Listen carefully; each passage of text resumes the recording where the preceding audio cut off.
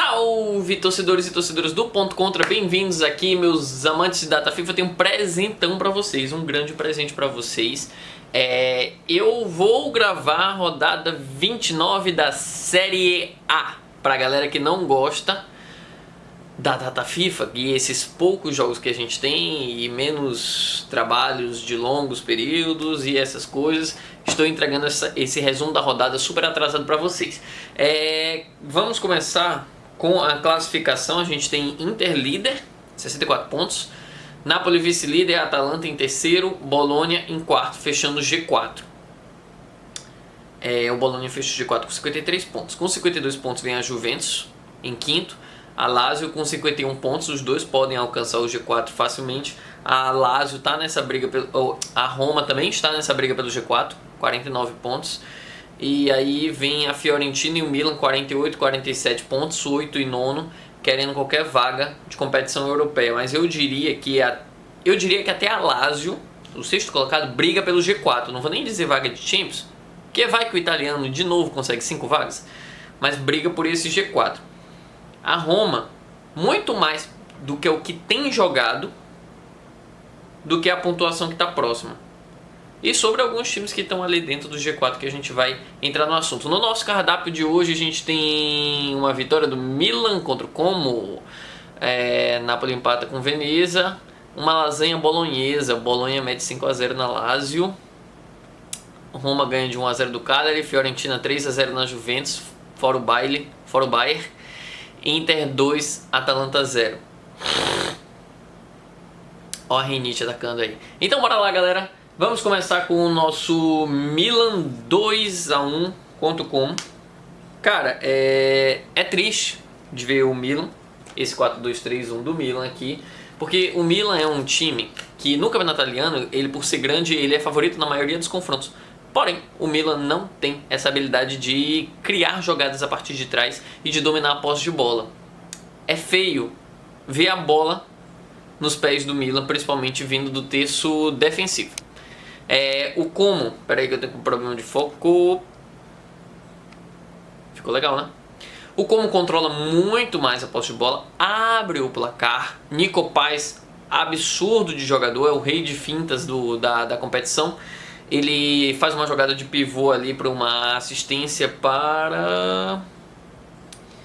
Nico Paz dá assistência para Lucas da Cunha, que vai chegar a fazer um gol impedido depois. Cara, o Nico Paz ele tem sido tudo, né? Ele vem jogar como ponta esquerda, ponta direita, meio atacante, centroavante, argentino, canhoto. É um grande construtor de jogadas, vice-artilheiro do time, líder de assistências do time, líder de dribles de toda a competição. Incrível este jogador que hoje do Como, o Real Madrid quer de volta, a Inter quer a compra da recompra. Joga muito, o que é. E o Milan nesse 4-2-3-1 erra muito, colocando o Reijnders aqui de meio atacante. O Reijnders ele funciona muito bem, ele é um meio campista, né? E o meio campista no 4-2-3-1 você tem que adaptar para meio atacante ou para volante. De preferência um volante mais defensivo, para o Reijnders ser esse segundo volante, que é o que tem funcionando muito bem pro Reijnders. O Reijnders começa mal aqui como meio atacante, depois o Moussa vai ser substituído, aí vai entrar o Félix, o Reijnders cai no chão. O Reijnders assume a posição de segundo volante, aqui que eu botei o Reijnders. O Reijnders assume a posição de segundo volante com a entrada do Pulisic, e aí a gente tem um outro jogo do Reijnders. O Reijnders faz uma assistência, gente, primorosa para Christian Pulisic abrir o placar. O Reijnders quase faz um golaço na entrada da área, que essa é a especialidade dele, como segundo volante. O time todo sobe para atacar e aí abre um espaço aqui nessa entrada da área em que o Reijnders pode dar uma chegada atrasada, aqueles gols que a gente via de Toni Kroos.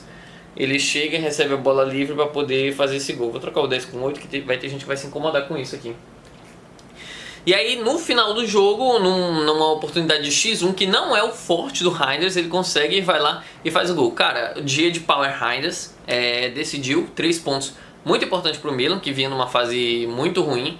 Consegue 2 vitórias seguidas, mas 2 vitórias que vêm de viradas. Ou seja, o Milan ele tem um elenco muito forte para correr atrás dos resultados. Torino e Como, né? Os últimos 2 jogos. mas ele tem um elenco muito forte para ir atrás dos resultados. É um pouco confuso porque esse time não é para se jogar com posse de bola. A entrada do João Félix e talvez o Santi Giménez, eu tenho que avaliar um pouco, não permite que o time jogue em um gegenpressing. O time não tem atacantes de referência para fazer uma transição direta, porém está tendo umas jogadas de transição mais fluida muito interessantes desse Milan, que é um time de muito apoio, são muitos jogadores. Os pontas, Leão e Pulisic, são de apoio, o Félix é de apoio, o Santi Giménez ele já é mais ofensivo, camisa 9, mas ele também pode trocar uns passes curtos para abrir espaços e gerar movimentações. Mas no fim das contas o resultado é muito bom para o Milan, mas não tá jogando aquele futebol, né? Então, bora ver o que vai vir por aí. Veneza 0, Napoli 0. Cara, os últimos 7 jogos, esse líder do italiano ganhou 1. Uma vitória nos últimos 7 jogos, incrível.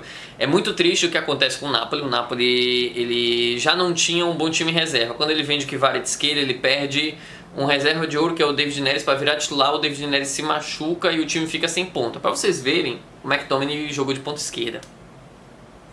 É um time pouco previsível, com um banco de reservas que não agrega muito. E é difícil de fazer as coisas acontecerem aí. Sinceramente, é muito triste o que acontece com o Napoli. Porque Antônio Conte é para ser um técnico que ele chega e resolve. Ele chega no Chelsea e ganha a Premier League, chega na Juventus e ganha o Campeonato Italiano, ele chega na Inter e ganha o Campeonato Italiano, ele chega no Napoli para ganhar o Campeonato Italiano. Porém, uma má gestão vai tirar esse Campeonato Italiano dele. E isso depois, no primeiro turno, sendo o melhor time do italiano, ele perde o Kvaratskhelia e não ganha peças de reposição. Ele já não tinha peças de reposição e perde ainda o que já tinha. É muito triste. Se a gente imaginar num contraponto, por exemplo, com o Guardiola, que faz a pior temporada da história do Manchester City, dele, na verdade, não o pior do Manchester City, e aí ele vai lá, chega a janela e ele ganha 200 milhões. Enquanto o Conte faz um absurdo com um time do Napoli, que foi 11º colocado do italiano na liga passada, traz ele para ser campeão italiano e ele não só não ganha um dinheiro para reforçar um time que não existe. Um elenco, na verdade, porque o 11 inicial é muito bom. Ele não ganha dinheiro para reforçar um elenco que não existe, como ele perde o principal craque, né? O Kvaratskhelia era a referência técnica desse time do Napoli, e a gente tá vendo que tá dando aí no PSG, né? Então é muito triste nesse contraponto e deixa aí em aberto, porque é complicado de imaginar esse contraponto com o Guardiola, que o Guardiola seria capaz de lidar com tipos de situações como essa. Um time que vai cortar o seu orçamento com você jogando bem. E não um time que vai aumentar o seu orçamento com você jogando mal. Cara, Bologna 5, Lazio 0. O que aconteceu aqui, né? Vamos iniciar com a situação do Bologna. O Bologna hoje é melhor do que o Bologna da temporada passada, com menos recursos. Perdeu grandes jogadores, não ganhou substituições à altura, teve peças que nem substituídas foram. Que é o caso do Saelemaekers, não veio ninguém à altura para substituir o Saelemaekers. E do... Cara, eu gosto muito do Castro, mas o Zirkzee era um jogador totalmente diferente, né? Totalmente diferente o que acontece. E aí o Bologna hoje está em quarto. Para quem não sabe, o Bologna foi para a Champions passada em 5º colocado, porque o campeonato italiano, por ter sido a liga com mais pontos no coeficiente da UEFA, ganhou a 5ª vaga e aí foi. Hoje o Bologna está dentro do G4. Dentro do G4. E não está com cara e pinta nenhuma de que vai sair de lá. Apesar da grande disputa que vai ter com Juventus, Lazio e Roma no seu cangote. Mas eu espero que venha 5 vagas de novo para o italiano. Porque eu vou ser sincero, gente. Me perdoe o meu fanatismo pelo italiano, mas eu não vejo uma outra liga que mereça tanto essa 5ª vaga quanto o italiano. Eu sei que foi, essa Champions foi uma decepção. Todos os técnicos para mim que foram eliminados aí tinham que ser demitidos, tirando o do Bologna. Mas quando você pega assim, a 4ª colocação está sendo disputada pela Lazio, que é a líder da Europa League, o Bologna, que é um grande time italiano, que agora que começou a se acertar depois do janela de transferências, a Juventus, que é o maior investimento da liga e tem um grande elenco também, com jogadores classe mundial, não jogam classe mundial, mas são jogadores classe mundiais, né? O Douglas Luiz, o Cambiasso, o Vlahovic, o Wilds, Koop Meiners também. E a Roma, que eu já vou chegar no ponto da Roma, mas ela é, este ano de 2025, o time com mais pontos nas top 5 ligas. Em 2025, porque o Ranieri veio assumir depois. Cara, a linha defensiva da Lazio não existiu, o Bologna soube aproveitar muito bem isso, abre o placar no primeiro tempo, no segundo tempo faz o segundo gol, e segundos depois, cara, faz o terceiro. Segundos, a saída de bola ali já não foi qualificada, o time estava perdido, estava nervoso, o Bologna soube aproveitar. O Bologna é o time da liga que... ele é o terceiro time com mais posse de bola, e eu vou dizer... eu acredito que ele seja o time com mais posse de bola qualificada, porque ele fica atrás de Juventus e Inter. Eu acho que a Inter, sem Çalhanoğlu, tem rodado a bola desnecessariamente. A Juventus, com o Thiago Motta a temporada inteira, também tem rodado a bola desnecessariamente. Mas no Bologna você vê algo mais incisivo, algo mais objetivo.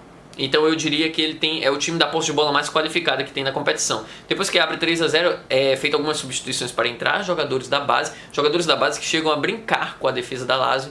Aí vem 4-0, vem 5-0, sobrou o gol pro Castro, que não estava fazendo uma grande partida, mas faz um gol. Orsolini faz um golaço em um x1 com o goleiro, que ele encobre o goleiro e ele dá um toque-toque, ele chega bem aqui na câmera e dá um toque-toque aqui. Acredito eu que seja uma provocação para o Spalletti, que não convocou. O Orsolini merece muita convocação. Ele é um ponta-direita, que a seleção italiana joga numa formação de 3-5-2, mas este gol de x1 dele mostra que ele pode perfeitamente assumir a posição de um centroavante, um segundo atacante ali do lado do Moisiquim ou do Retegui. Grande partida do N'Doye, um gol, uma assistência. Uma grande partida do lateral Miranda também, 2 assistências. O que é muito interessante, ele é o lateral esquerdo, deu 2 assistências, mas o Bologna também tem Lico Giannis na lateral esquerda, que é muito bom também em assistência. Cara, eu falei do N'Doye. O N'Doye ele dá um gol e uma assistência nesse doblete de segundo e terceiro gol. Ele dá um gol e uma assistência em menos de 1 minuto, acredito. E foi a principal, vamos dizer, o principal ingrediente para essa lasanha bolonhesa aí, que foi esse 5-0, foi fazer esse segundo e terceiro gol logo em seguida para a Lazio ser destruída. A Lazio é um grande time, não foi líder da fase de Liga da Europa League à toa, ele não ficou no G4 por muito tempo à toa também, porém é um time que não tem intensidade física e tem uma grande dificuldade em buscar resultado. Então a Lazio em nenhum momento pode se ver atrás do placar, porque parece que o jogo já é perdido. Toma esse 5-0 pro Bologna, toma 6-0 para Inter de Milão, mas consegue ganhar jogos grandes. Consegue ganhar do Napoli, mas nos jogos grandes, se o adversário abrir primeiro o placar, é difícil. É um setor ofensivo muito qualificado. Cara, eu adoro esse setor ofensivo da Lazio. A referência do Tati Castellanes, o camisa 10 aberto, Zaccagni, o Isaacsen, que tem uma sede de finalização. Ele sempre finaliza no gol, por mais que não seja uma finalização qualificada, mas eu adoro quem gosta de finalizar e costuma acertar o gol. E aí no meio atacante pode mudar, Boulaïdia, Noslin, mas quem for ali compensa bastante. Então eu gosto muito desse time da Lazio. Roma 1-0 para o Cagliari. Aqui eu vou o Dovbyk marca. Roma é o time do ano de 2025 com mais pontos nas top 5 ligas. A Roma do Claudio Ranieri, cara, é um time extremamente absurdo, muito triste o que aconteceu na Europa League. O Hummels é expulso, acho que em 15 minutos, 5 minutos, uma expulsão totalmente injusta. Ele dá um carrinho totalmente na bola contra o Atlético de Bilbao.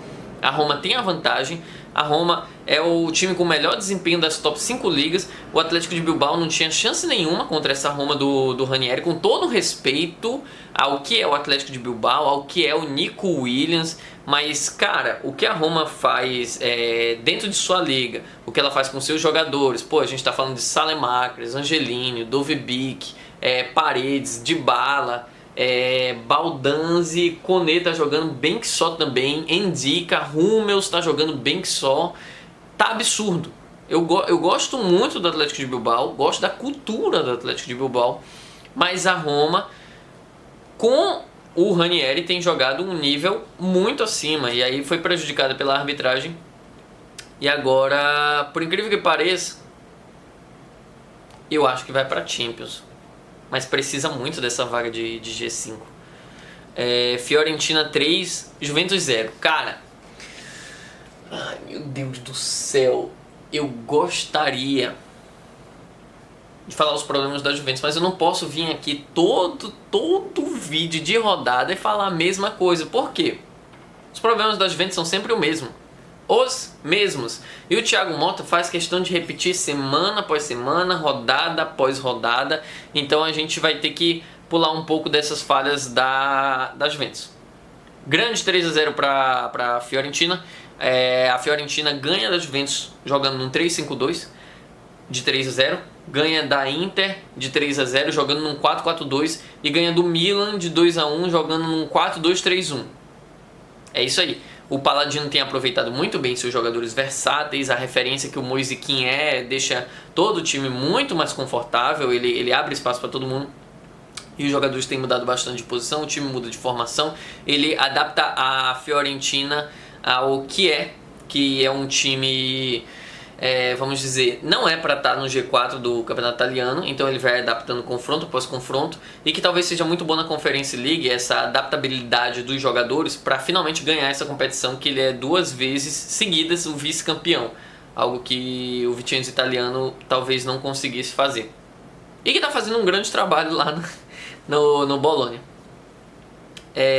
Cara, o Dodô ele supera o Ederson e se torna um jogador da Série A com mais bolas recuperadas, que é muito interessante. 2 jogadores do campeonato italiano que mais recuperaram a bolas, lá ele, são brasileiros. Porém, não são convocados, né? Nenhum dos dois. Eu gosto muito do Dodô, gosto muito do Ederson. Pô, a pessoa que não vê um grande futebol no Ederson é maluco. A menos que não conheça, é claro. Alerta de fantasma para a Juventus. Cara, a Juventus foi eliminada pelo PSV com gol de Perisic, ex-Inter. Toma gol de Gosens agora, ex-Inter. Fantasma para Thiago Motta, porque ele perde a vaga do G4 para o seu antigo time, com seus antigos jogadores que ele abandonou ali. Abandonou, entre aspas, né? Ele quis uma oportunidade melhor de carreira para ele. Ele vê Fagioli, que foi dispensado pela Juventus, dispensado entre aspas, né? Dá 2 assistências contra a Juventus, também é um fantasma. Contei o quê? 1, 2, 3, 4 fantasmas aqui. Que isso, minha querida Juventus. Bora jogar uma água benta, fazer a cruz e rezar 5 Ave-Marias.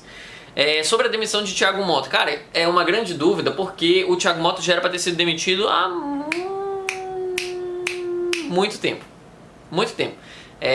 Não tem nada progressivo no trabalho do Thiago Motta que justifique que ele está tentando organizar alguma coisa ou de que ele tem a capacidade de melhorar alguma coisa. Então ele já era para ter sido demitido há muito tempo. Não sei por que não foi demitido. E se ele já deveria ter sido demitido há muito tempo e ainda não foi, eu acho que vai demorar um pouquinho para ele ser demitido também. Porque falta o quê para ele ser demitido? Não sei dizer. Tomar 3-0 da Fiorentina, depois de tomar 4-0 da Atalanta em casa. Não sei o que falta, não. Não sei o que falta. Mas eu vou cravar aqui pra vocês. Caso a Juventus não demita o Thiago Motta, vai ser uma perca irreparável. A gente tá em 2025. Esse elenco da Juventus é com certeza o melhor elenco da década da Juventus. Quando chegar até 2030 ou 2029, me perco nesse cálculo. Mas a Juventus não vai conseguir um elenco melhor do que esse. É provavelmente a janela que mais foi gasta. Tem jogadores de classe mundial. Vlahovic, ele não consegue fazer jogar o Vlahovic. Então a Juventus vai perder um jogador de classe mundial, com certeza menos avaliado do que ele é. Kenan Yildiz não faz jogar, a grande promessa provavelmente dessa década também não faz jogar bem. E aí ele deve perder esse jogador por um preço abaixo. Jogadores que foram contratados que ele não faz bem jogar, as 2 maiores transferências, Koop Meiners e Douglas Luiz, se forem sair, também vão perder dinheiro. A Juventus vai perder isso se continuar com o Motta, tá? Porque eu acredito que não é o fator humano dos jogadores, mas sim do técnico. Cara, você não faz jogar. o Vlahovic, o Koopmeiners, o Douglas Luiz e o Wilds, você vai atrás de quem tá treinando esses caras, né? E se perder tudo isso, cara, não tem como recuperar. São 4 jogadores que, se a Juventus estivesse jogando o que deveria estar jogando, são 4 jogadores para cada um chegar ali nos 100 milhões de euros cada. 100 milhões de euros cada. Vale sim. O que o Douglas Luiz mostrou no Aston Villa, o Koopmeiners mostrou na Atalanta, o que o Vlahovic vem mostrando há anos na Juventus e Fiorentina, e o que o Wilds mostrou de promessa, cara, são 4 jogadores que conseguem estourar ali os 100 milhões de euros. Para finalizar, a nossa grande Inter ganhou de 2-0 da Atalanta. Não é mais um confronto justo, né? Não ficou chato assistir Inter e Atalanta. Chato de previsível, que eu digo. Porque nos últimos 10 jogos, 8 vitórias pra Inter. 8 vitórias e um empate. Ou são 2 empates? Agora eu vou falhar pra vocês. O Gasperini não perde a oportunidade de fazer aquele 3-4-2-1 que acabou com o time na Champions, né? Com Pasalic no setor ofensivo. E eu acho que queima muito o Pasalic. O Pasalic é um grande volante. Marcou contra a França, eu acho. O Pasalic é um grande volante, ele é usado nesse setor aqui. E aí o Gasperini faz a proeza de fazer um 3-4-2-1. Vocês vê que são 2 volantes escalados aqui, mas ele usa 3. Um volante aqui, outro volante aqui e o Pasalic de volante bem aqui no setor ofensivo. Eu acho isso uma loucura. E aí vai lá e perde de novo, como perdeu como não ganhou do Celtic na fase de liga, como perdeu para o Clube Bruges 2 vezes com esse Pasalic de meio atacante, como perdeu todos os grandes jogos com o Pasalic de meio atacante, perdeu para o Real Madrid 2 vezes também com o Pasalic de meio atacante. E eu acho que ele é muito queimado pelo Gasperini, porque ele não é meio atacante, cara. A Inter é simplesmente lindo de se ver jogar taticamente. Não existe um futebol tão lindo taticamente como a Inter. E eu tenho que falar isso, me vejo na obrigação moral de falar isso, porque tem muita gente que assiste Champions e aí vê, pô, essa Inter é meio ralada, né? Aí na Champions não joga tão bem. É muito importante lembrar que eu vou dar um chute aqui, mas esse chute tem uma precisão muito grande. De 80%, 100% dos jogos da Inter, 80% na Champions, tá? Aí, que senão seria loucura. 80% a Inter tá poupando. Você não vê o Lautaro e o Thuram jogando juntos na Champions. Pensa aí, quando foi que tu viu o Lautaro e o Thuram? Di Marco é poupado, Bastoni é poupado, aí tem várias coisas, vários fatores. Mas o que eu recomendo pra você, veja a escalação da Inter, 3-5-2, que jogador é escalado em cada posição, e depois assiste um jogo da Inter jogando no 100%. Tá, por favor, você vai encontrar isso lá no Campeonato Italiano e ver as movimentações. Cara, primoroso as trocas de posições que são feitas aqui. Deixa eu meter o 3-5-2 aqui. Cara, esse zagueiro com esse ala dos dois lados aqui jogam como se fossem irmãos. O Çalhanoğlu, ele desce para fazer às vezes uma linha de 4 e muda essa formação. Além de que o Çalhanoğlu pode trocar de posição tanto quanto o Barella quanto o Mkhitaryan. Esse trio de meio de campo é super móvel. E eu nem preciso falar da mobilidade de Thuram e Lautaro, mas a química deles é simplesmente lindo. Não tem um time de futebol que se mova com tanta química quanto faz o elenco da Inter de Milão. E aí, eu escrevi muita coisa sobre a Inter, mas o vídeo vai ficar muito grande, então eu vou tentar reduzir. Cara, o Lautaro de camisa 10 tá um absurdo. Toda jogada que a Inter vem construindo, o Lautaro... Cadê minha camisa 10? O Lautaro, ele recua... Bora trocar só o Lautaro... Opa! Com o Thuram. O Lautaro, ele recua pra cá, pra poder ele tentar ganhar a primeira bola e poder distribuir. E esse Lautaro de camisa 10 mais no apoio, entrega essa fase mais goleadora para Thuram, para Barella, para Mkhitaryan, para Çalhanoğlu, para Di Marco e Dumfries. Só isso, né? Que ele tá fazendo de camisa 10. Ele marca um gol. Na verdade, ele marca 2. Um eu acho que foi muito mal anulado. Ele termina o jogo com 4 passes decisivos, 2 bolas longas de 100% e 2 grandes chances criadas. Nem parece que é o Lautaro da temporada passada, né? Aquele goleador se tornou esse camisa 10. O Ederson é expulso de uma forma muito boba. Ele se vê no direito de reclamar de que teria sofrido uma falta, que eu acho que não foi. Ele reclama com o árbitro demais, toma amarelo, bate palma pro árbitro. e toma amarelo. Ele tomou 2 amarelos no mesmo lance por reclamação sem ter tido falta. Eu acho que eu nunca vi isso. E a Atalanta tá tendo essas proezas de terem umas expulsões cômicas e ridículas. Ridículas.